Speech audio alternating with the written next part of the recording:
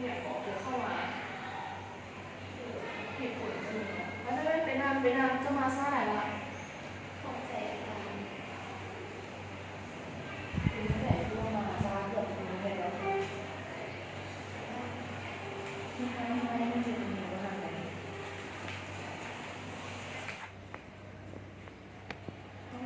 คือผู้จุดบุญเฮียน บ่ได้เอาลูกมา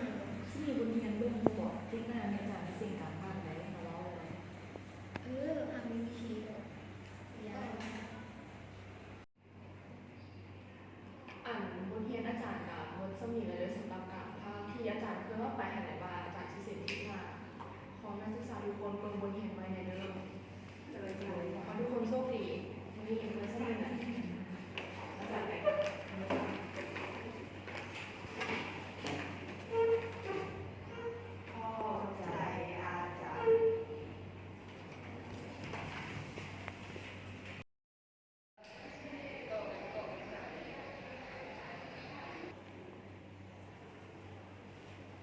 ก้นถึง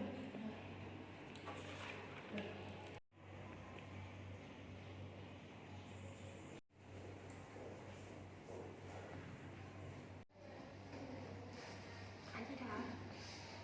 ชีวิตเวลาได้เพิ่นสิบ่เฮ็ดบ่เป็นหยังดอกได้พี่นาง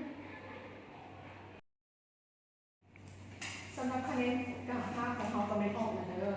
คนที่ได้คะแนนสูงสุดกำเนิด90 เต็มร้อยอ่ะคณะของมาเอาคะแนนของใครมี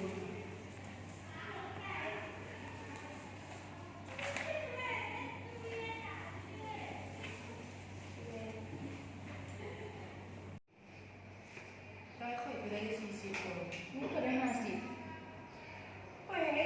40ค้านมันคือได้หลายเลยแต่90มันก็บ่รู้เด้หน่อยบ่ม่วงหนังได้เอง อ๋อ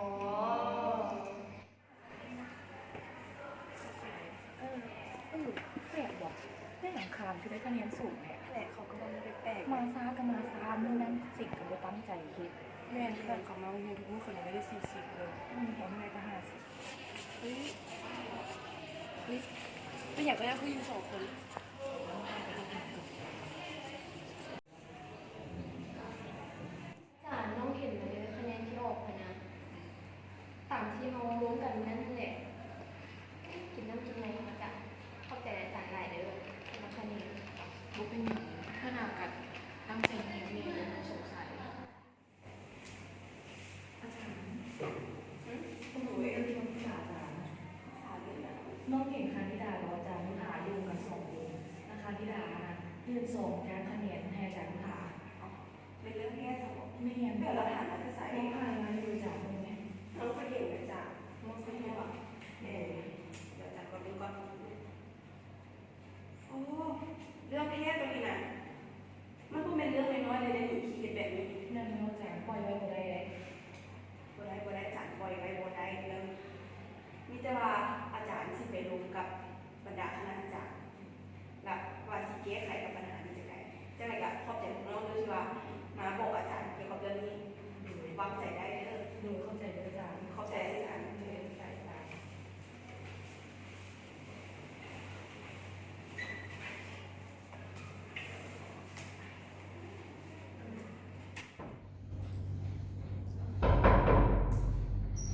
ต่อมา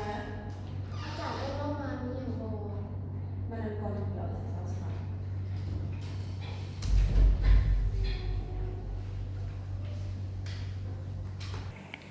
เป็นจังไหนคะแนนสิ่งการภาคนี้คือว่าถึงได้คะแนนสูงกว่าหมู่ไปเฮ็ดจังไหนมาจังไหนคือว่าหมู่ที่ว่าได้คะแนนสูงมาโดยตลอดหมู่ที่ตั้งใจเรียนมาโดยตลอดคือคะแนนต่ำแต่เป็นอย่างน้องที่ว่าอาจารย์บ่ค่อยเห็นตั้งใจเรียนคือว่าได้คะแนนสูงกว่าหมู่ น้องก็เบิ่งบทเรียนในช่วงนี้เดี๋ยวค่อนข้างว่าแบบสิ่งใด แต่ว่าเมื่อนั้นอาจารย์คือเห็นน้องไปลงกับอาจารย์นุชาเรียนภาคลงเรื่องเนี่ย มื้อนั้นน้องบ่เข้าใจบทเรียนน้อยหนึงก็เลยแบบไปถามอาจารย์อยู่ซึ่งตัว เรียนใจมาถามเรื่องนี้ โดย แท้ แท้ เพราะว่าอาจารย์ไปเห็นหลักฐานมาว่าน้องได้ยักเงินใต้โต๊ะให้อาจารย์เพื่อจ้างคะแนนการภาคในครั้งนี้เป็นให้หรือบ่ เพราะว่าแสดงว่า เป็นการกระทำที่ผิดและก็บ่สมควรเฮ็ดในสถาบันการศึกษามันผิดจรรยาบรรณของครูและก็นักศึกษาการที่น้องเฮ็ดอย่างนี้มันบ่ได้ถูกต้องเลยนะ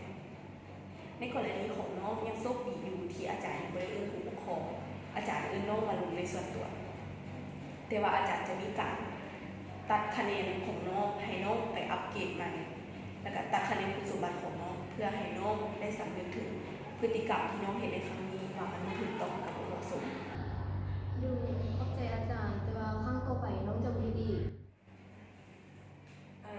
นี่อาจารย์มีเรื่องที่จะมาลงกรณีของคันยากับอาจารย์พุทธาสำหรับกรณีของอาจารย์พุทธาเป็นใส่โทษให้เพิ่นโดยการที่ว่าย้ายเพิ่นไปสอนอยู่สถาบันการศึกษาใหม่เนื่องจากว่าเพิ่นเฮ็ดผิดจรรยาบรรณของครูกรณีของน้องคันยาก็คืออาจารย์นั้นได้มีการลงโทษตัดคะแนนและตัดคะแนนคุณสมบัติเพิ่นแล้วอีกอย่างในกรณีนี้เป็นที่เกิดใจให้เกณฑ์น้องว่าอย่าได้เฮ็ดโรงเรียนเด็กอีกเพราะว่าอาจารย์อยากให้พวกน้องจบไปอย่างได้คุณภาพ เป็นบุคลากรที่ดีของชาติเพื่อที่ว่าจะมาพัฒนาสร้างสรรค์ประเทศชาติบ้านเมืองของเขาให้เป็นพนักงานที่ว่ามีคุณธรรมและจริยธรรม โดยอาจารย์